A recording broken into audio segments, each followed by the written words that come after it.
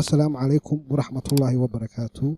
soo dhawow daawade waa course cusub oo dhammaystiran kuna saabsan PHP iyo MySQL. waxaa macquula inaad isweydiinayso maxaan u baranaynaa PHP waqtiga kan. waxaan ku hayaa sababo badan oo keenaya inaynu baranno waxna ka ogaano PHP waxa uu yahay. PHP ugu horeynba waxaa isticmaalaa website-yada dunida ugu caansan sida Facebook, Wikipedia iyo Yahoo.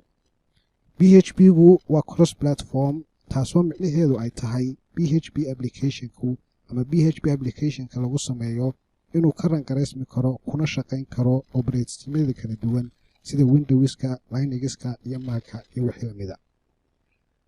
PHP-gu wuxuu support garayaa laguna isticmaali karaa databases-ka kala duwan sida MySQL, PostgreSQL iyo Oracle. PHP-ga waxaa isticmaala boqolkiiba 97 website-yada dunida ka rangareysan way isticmaalaan dhammaantood. sidoo kale marka la eego languages-ka kale waxay isticmaalaan boqolkiiba 2 Ruby-ga boqolkiiba 0.6 Node.js ayaa la isticmaalaa. marka la eego waxay soo saareen dhawaan. haddaba PHP-gu waxa uu ka mid yahay ka loogu isticmaalka badan yahay isticmaalaana website-yada ugu caansan. haddaba haddaad ogaatay PHP-gu inuu weli yahay mid loogu isticmaal badan yahay aadna isleedahay halkeen ka baran karaa ama halkeen ka ogaan karaa halkeen macluumaad fara badan oo PHP-ga ku saabsan aan ka heli karaa, waxaan kula wadaagayaa course dhammaystiran kuna saabsan PHP-gaas. course-kani aan kula wadaagayay waxuu ka koobnaan doonaa 3 qaybood. qaybta koowaad waxaynu ku baran doonaa waxyaabaha basiga ama PHP fundamental ayuu noqon doonaa. PHP basic ayuu noqon doonaa. waxaanu ku baran doonaa sida variableska qaabka loo sameeyo, commenteska qaabka loo isticmaalo haddii ay noqoto arrayska, statementska, loopiska iyo waxyaabo badan oo basic ah. waa qaybta koowaad wuxuu noqon doonaa qayb iska basic ah. qaybta labaad waxaynu kaga hadli doonaa PHP iyo MySQL. maxaynu halkan ku baran doonaa? waxaynu ku baran doonaa qaabka database-ka loogu xidho PHP-ga. sidoo kale waxaanu ku baran doonaa qaabka loo sameeyo application yar oo wax create gareyn kara, wax update gareyn kara, wax delete gareyn kara, crude application. qaybta saddexaad oo qaybta ugu muhiimsana waxaynu ku baran doonaa sida loo sameeyo project cajiiba oo dynamic website ah oo weliba qurux badan iyadoon isticmaali doono frameka ama framework loo yaqaano Bootstrap-ka iyo sida loo isticmaalo qaybta project-yada ee ugu dambeysa ama PHP Advanced-ka ayaynu ku baran doonaa. 3 qaybood ayaanu kala saari doonaa. course-kani caawa uu yahay kiisii koowaad. kusoo dhowo mar labaad channelkeena Abyad Group. haddii aad channelkaana kusoo biirin isku day inaad subscribe saarto, muuqaalkana aad like saarto, wixii commentsana qaybta commentyada aad soo dhigto ama wixii fariin aad rabto qaybta commentiska soo dhig. waayahay waxaan ku horeysiin doonaa waxaynu baran doono ama waxaynu baranaynaa hadiiba uu PHP-ga uu yahay muxuu yahay horta PHP-gu waa maxay? maxaa loo yaqaanaa PHP-gu waa server side scripting language. ugu horeyn PHP-gu waa server side scripting, waa scripting language weeyaan, maaha programming language. waxa weeyaan scripting language. okay, programming language iyo waxaa jira scripting language wax loo yaqaano, way kala duwan yihiin. kulena waan dareensanahay inaad kala garan kartaan. haddii aynu ka tilmaamno waxyaabaha ay ku kala duwan yihiin programmingka iyo scriptingku waa dhinaca runtime-ka ama marka la rangaraynayo, oo compiler ayuu isticmaalaa programming language-ku, halka uu ka kale PHP-ga ama scripting languages-ka isticmaalaan interpreter. okay, PHP-ga waxaa loo isticmaalaa in lagu develop gareeyo, lagu soo saaro static websites ama dynamic websites. waxaanu ku abuuri doonaa labadaba insha Allah. waxaanu ku arki doonaa course-keena. PHP waxay u taagan tahay xarfahan PHP. waxaa la odhan jiray personal home page, laakiin iminka waxaa la yidhaahdaa ama waxaad ku arkaysaan artikalada iyo buugta hypertext preprocessor. haddaba PHP-ga weli faahfaahintiisii ayaynu ku guda jirnaaye. PHP-gu waxa uu ka execute gareysmaa ama ka rangareysmaa dhinaca serverka. markaaynu leenahay PHP-gu waa server side scripting language, macnaheedu waxa weeye scriptyada PHP-gu waxaa laga rangareeyaa dhinaca serverka. oo scripting language-ka 2 nooc ayaa loo kala saaraa oo kala ah server side scripting language iyo client side scripting language. Client side-ka waxaa ka mid ah languageska loo isticmaalo dhinaca client-ka, HTML oo kala ka mid ah, CSS-ka ayaa ka mid ah iyo wixii la halmaala. Laakiin PHP-gu taasi uu ka duwan yahay oo wuxuu isagu ka ran gareysmaa dhinaca serverka. Maxaad u baahan tahay isticmaale haddii aad tahay ama isticmaalaya ama raba inuu isticmaalo inuu ran gareeyo PHP scripts, maxaad u baahan tahay? Haddaba client computersku si ay u access gareeyaan PHP scriptska ama si ay u ran gareeyaan u execute gareeyaan PHP scriptska waxay u baahan yihiin kaliya web browser ayay u baahan yihiin ama Google Chrome oo wixii la midka la halmaan web browser ayay u baahan yihiin.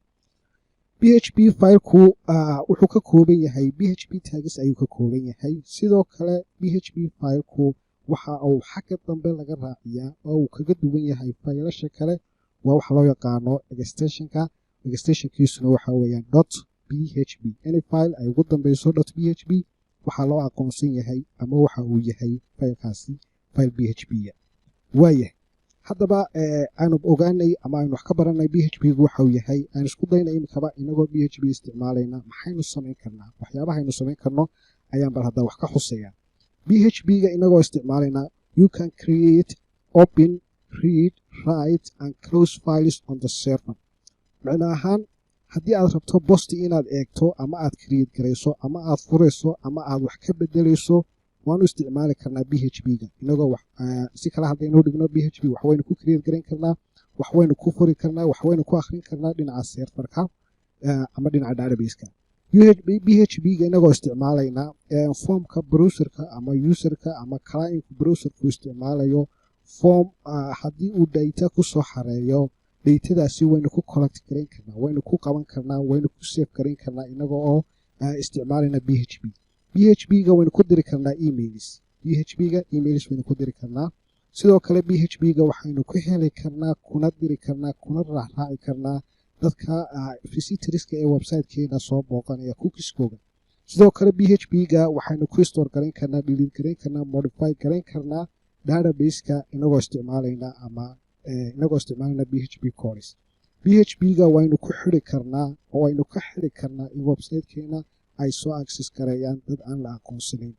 PHP-ga waynu ku encrypt gareyn karnaa datada si aynu u ilaalino amnigeeda marka ay datadaasi ka gudbayso internetka dhexdiisa. waxyaabahan waxay ka mid yihiin waxyaabaha aynu ku samayn karno PHP-ga. way ka fara badan yihiin, waxaynu ku arki doonaa website markaynu course-keena sii dhex galno. haddii la wadaago intaanan halkaa dhaafin faa'iidooyinka uu leeyahay PHP-gu. PHP-gu wuxuu leeyahay faa'iidooyin fara badan. faa'iidooyinkiisaasi waxaa ka mid ah tusaale ahaan dhinaca advantage-ka markaynu eegno PHP-gu waa mid easy to learn. maxaynu ka wadnaa easy to learn? haddii aad tahay beginner bilaabaya web development-ka ama rabaa inuu website-yo iyo waxyaabaha sameeyo, PHP-gu waa doorashada koowaad ee si fudud u baran karto, si fududna aad kuna bilaabi karto ama aad ku bilaabi doonto barashadaada dhinaca web development la xiriira. PHP-gu waa open source project. macnaheedu waxay tahay oo laga wadaa asal ahaan PHP-ga waxa sameeyay community ballaaran oo developers ah kuwaas oo si bilaash ah u soo bandhiga project-gani PHP-ga. adiguna aad heli karto, aad download gareyn karto, aad arki karto project-kaasi ama PHP-ga.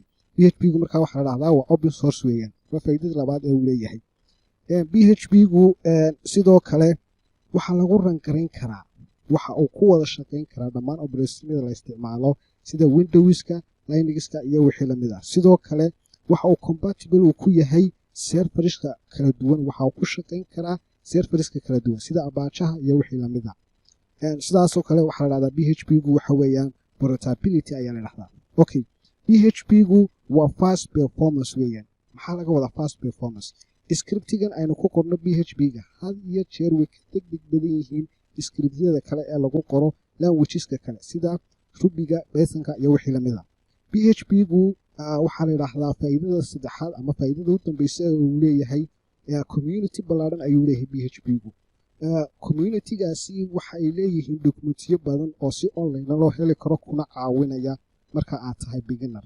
waxay ka caawinayaan haddiiba error ku qabsado kale waxaa jira documents fara badan oo ballaaran ama errorkaas qof hore oo soo maray. adu PHP-gu waxa uu leeyahay community ballaaran oo ku caawinaya.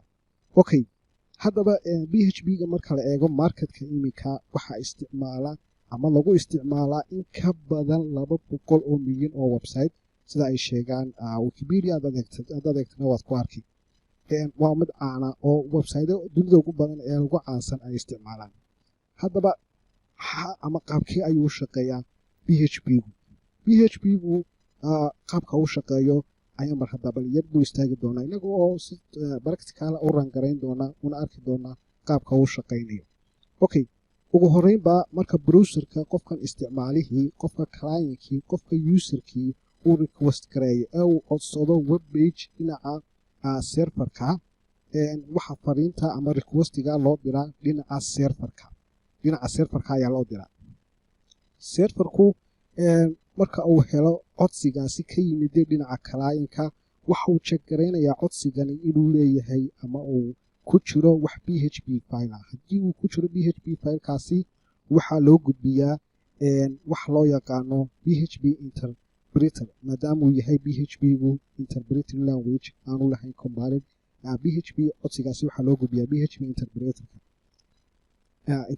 marka loo gudbiyo wuxuu check gareynayaa codsigaasi waxa ku jira. haddii uu codsigan ahaa inuu userku galo username ama password uu ku lahaa database-ka dhexdeeda waxaa laga eegi database-ka. haddii uu file kale ama wax kale yahayna failasha kale iyo waxa kale uu rabo ayaa la eegi. marka hore filekaasi PHP-ga ee interpreterku helay waxa uu dhinaca uu ka export gareynayaa ama uu ka ran gareynayaa dhinaca database hadduu yahayna dhinaca database-ka ayuu eegi. kulli waan arki doonaa qaabka loo isticmaalayo. Okay, interpreterku waxa uu dirayaa ama uu helayaa ama hadduu database uu yahay uu u bedelayaa database-kii uu soo helay username-kii iyo login-kii uu soo helay waxa uu u bedelayaa HTML.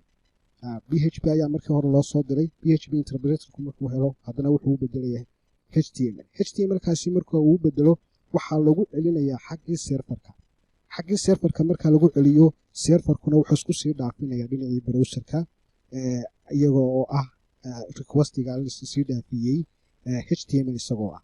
Okay, waxaanu eegi doonaa haddaba maxay yihiin waxyaabaha aynu u baahannahay requirements-ka aynu u baahannahay waxyaabaha lagama maarmaanka si aynu u ran garayno PHP maxaynu u baahannahay. ugu horeyn waxaynu u baahannahay web serverka aynu isticmaali doonno waxau noqon doonaa Apache ayuu noqon doonaa. serverka aynu isticmaalayno ma aha mid online ah. waxaynu si loo kala ugu shuban doonaa serverkeenaasi Apache-ha computerskeena. sidoo kale waxaynu u baahannahay PHP-gaasi at least waa inuu noqdaa versionkiisu 5.6 iyo waxaynu u baahannahay database ayaynu u baahannahay. PHP markaynu helno haddana waxaynu u baahannahay database-ka maxaynu uga baahannahay waxaynu uga baahannahay si aynu wax u create garayno ama aynu data u abuurno ama si aynu data u update garayno data u delete garayno inagoo isticmaalana PHP code waxaynu u baahannahay datadaasi in marka hore ay ku jiri karto database markaas baynu update garayn karnaa oo wax ka bedeli karnaa oo aynu save garayn karnaa oo dhammaan waxyaabahaas oo ku samayn karnaa. Okay, sidoo kale waxaynu u baahannahay marka database-kan isticmaali doonno waxay noqon doontaa MySQL ayay noqon doontaa. sidoo kale waxaynu u baahannahay browserka maxaynu uga baahannahay browserka waxaynu uga baahannahay outputka ama resultiga ama waxyaabaha PHP codekeena ka soo baxa meel aynu ka arki karno. browserskan isticmaali karno waxaa ka mid ah ama isticmaali doono Google Chrome-ka iyo Firefox-ka iyo wixii lamid ah. sidoo kale waxaynu u baahannahay text editor wax loo yaqaano. text editor-ka maxaynu uga baahannahay waxaynu rabnaa meel aynu ku qorno koodkeena. si aynu koodkeena u qorno ma isticmaali doono Notepad. waxaa jira text editor loogu talagalay codingka markay noqoto kuwaasoo ka fudud ka isticmaal fiican ka heli kartid waxyaabo fara badan oo ina caawiya. text editor-ka isticmaali karto ama aad isticmaali doono waxaa ka mid ah Notepad++ iyo VS Code-ka iyo wixii lamid ah. kuwaas waxa weeyaan requirements-ka. haddaba haddii aynu soo nidhi requirements-ka aynu u baahannahay qodobka koowaad waa web serverkii halkee ayaynu ka helaynaa. haddii aynu nidhi PHP ayaynu u baahannahay PHP-ga halkee ayaynu ka helaynaa. database baynu u baahannahay database-ka halkeeynu ka helaynaa. dhammaan waxyaabahaasoo dhan waxa inagu filan keliya inaynu ku shubno computerkeena sam server ama WAM. waxaynu isticmaali doonaa samka ayaynu isticmaali doonaa. samka maxaynu ku dooranay waa mid aad u fudud isticmaalidiisu wuxuuna siinayaa aynu heli karnaa PHP admin inagoo databases halkaa ku darsan karnaa database-keena ana halka si graphically u arki doono sidoo kale saamku wuxuu support garaya dhammaan operating systemyada kala duwan sida Windows-ka Linux-ka iyo Mac iyo wixii lamid waan idin tusi doonaa cashirka ku xiga qaabka loo configure gareeyo computerkana loogu shubo saamka aad baan idin salaamayaa assalaamu calaykum waraxmatullaahi wabarakaatuh